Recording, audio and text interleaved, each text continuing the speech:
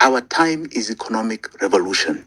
That means that nobody here should be worrying about school fees. Nobody here should be worrying about a relative, family member, or themselves getting ill. Nobody here should be worried about whether they have a job or not. Nobody here should be worried about their pensions. Nobody should be worried about the infrastructure. Nobody should be worried in any manner or form about their security. We should have come together, and this land of plenty, this land of milk and honey, should have been producing for us. What is it that the Mzungu saw 100 years ago that our own governance has been unable to see all this time? This is what you must understand. And you must understand there is a political leadership that is embedded to make sure that we do not achieve that economic liberation. Today is indeed a very, very sad day in this republic. We have a young man that was killed out in Molo, apparently last night. And it is a very sad situation that we're going through here. I think we must take it into context as to the overall problem we're having in Kenya. We are going through a revolution. The revolution has not ended. This is still the revolution. And unfortunately, there shall be casualties because we are dealing with a tyrant who has no solutions for the problems of Kenyans, a tyrant who has decided that his survival on that seat between now and 2027 is the only important thing.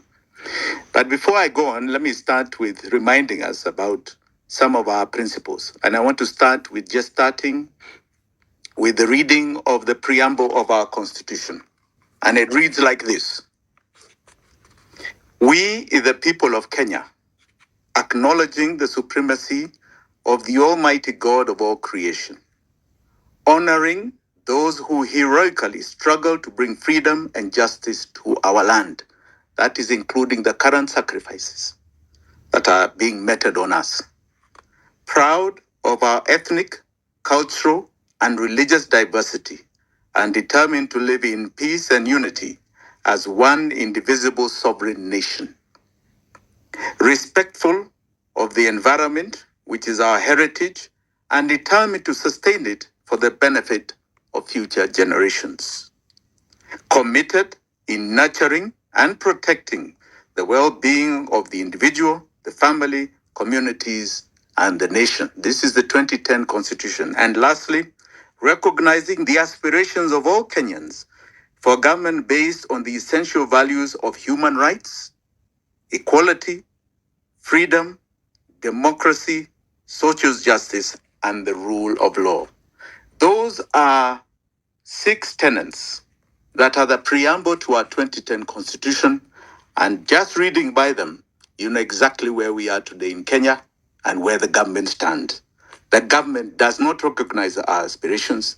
The government does not value our human rights, our equality, our freedom, our democracy. They do not adhere to any social justice, and they definitely do not abide by the rule of law. This is the current situation in Kenya. I also would like to do something that I do every time I appear on air. The last time I was on air, when I started this, I had said that I'm going to keep mentioning and naming the Gen Zs that were sacrificed during the revolution. There are 60 names that we have. This is for the revolution of June. And I had reached number 20. Number 20 was a young man called Dennis Otieno Odwor from Mombasa. 21, Emmanuel Giggs Tata of Mombasa. 22, Joash Ombati of Mombasa. Number 23, Kevin Ochieng of Siaya Hospital. Number 24, Anthony Macharia Mwangi, a Form 4 student of Isabania Boys. Number 25, Denzel Omondi was found in Thika Mortuary. Number 26, Kennedy Odhiambo Maina was also found in the city mortuary. Number 27, Wilson Sitati, was also found in the city mortuary. Number 28, Kennedy Njero, was found in the city mortuary. Number 29, Duncan Onsongo, in the city mortuary of Nairobi. And number 30, Chris Gitonga, in Nanyuki. Those are a list of 30 names that I've mentioned on air, just so that we do not forget our heroes. We must remember our heroes. We cannot go forward as a nation if we do not recognize them. You can see the preamble of our constitution says honoring those who heroically have struggled to bring freedom and justice on our land. Those were from the freedom fighters during the colonial period, those that have gone through the second liberation, those were also struggles, and we are now in our third, which is the economic revolution. And I hope that's what we're going to talk about today. Hillary, I hope you can hear me still. I can hear you, Mheshimiwa. Can you hear me? Abdi, Mheshimiwa, cannot hear me. Abdi, can you hear me? I can hear loud and clear. I can hear Mheshimiwa Jimi Wanjigi. I can hear him, but he cannot hear me. Okay. So we go on. Now, we are at a very important part in the nation's history. And many people are saying we are talking too much, we are not acting. We are talking because we are educating. We are talking because we are imparting knowledge. An informed public is an empowered public. We must understand the times that we're in, what we are going through, and some of us who've had the privilege to be a bit more knowledgeable about current affairs and previous affairs have got an onerous duty to impart this to our fellow Kenyan. Because if you do not know what you're dealing with, it is so easy to be divided into very parochial lines and very myopic topics. We are going through what we call the economic revolution of Kenya. And anybody who believes that the economic revolution of Kenya is not going to be as hard as our political revolution is in delusionment. The political revolution of Kenya began with the fight against the Muzungu, the colonialist. And that ended when we got independence. That was the first part of it. The second part of it was the second liberation, where we had our own leaders, our own Kenyans, our own black Kenyans, who decided that they are going to just replace the Mzungu with themselves and act the same way. So they took away our political rights. Many of you who are young do not know how powerful this medium is, how it is so good that we can talk as freely as we do today. Ruto may be trying to drag us back, but he will not succeed. We have rights that are enshrined and embedded in the 2010 Constitution that he cannot take away. We fought for it. Many Kenyans died to get us there. But in many ways, then one, we reached our what you call our peak of political liberation in the 2010 Constitution. We have the right to assemble. We have the right to have different political parties. We have a voice in the media, whether formal or social. We can gather. Many people don't know that even an MP could not call a meeting without getting a letter from a chief who had to approve his meeting, a baraza of his own constituents. We only had one media house.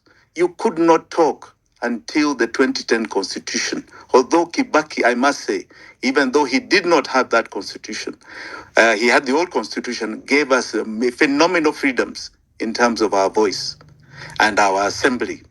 Now, this is the next period of our lives, which is called the economic revolution. Many countries choose to do different things. If you look at the history of Singapore, they decided, Lee Kuan Yew said, that I am going for economic revolution. I am going to make sure there is no hungry Singaporean. I'm going to make sure there is a modicum of full employment. I'm going to make sure that you have the highest per capita income in the world, and it is today the highest per capita income in the world. Everybody will have a house, will have free education, will have free hospital, will have unemployment insurance, will have a good pension, will have a good life. And he insisted on discipline to attain it, But he said, political rights, you search for it, badai. I'm giving you economic rights. Very similar situation in China, where the Cultural Revolution identified the China man and woman. That was during the time of Mao Zedong. But he left a poverty rate of 80%. And Deng, who got in, said he is going to create an economic revolution, not a political one. If you want to fight for your political rights thereafter, go ahead and do it. And he left the country at his death with a 3% poverty rate. He brought it right down. But you cannot say that you have so-called political rights in China. You cannot.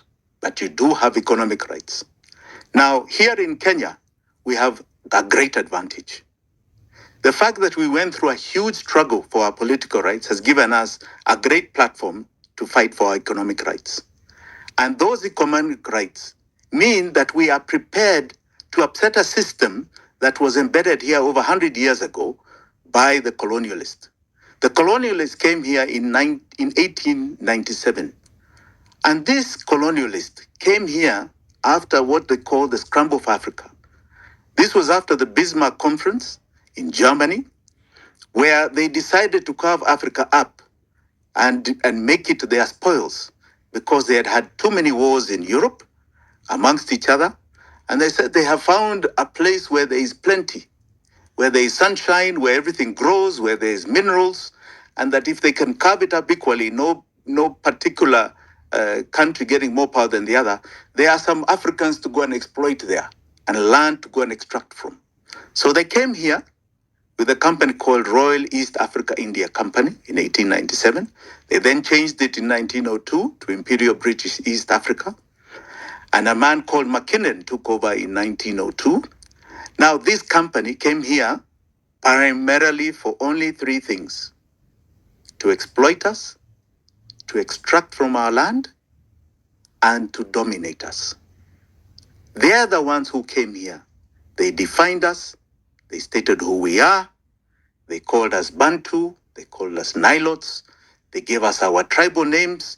They put us in clusters. And eventually, in 1920, they colonized us.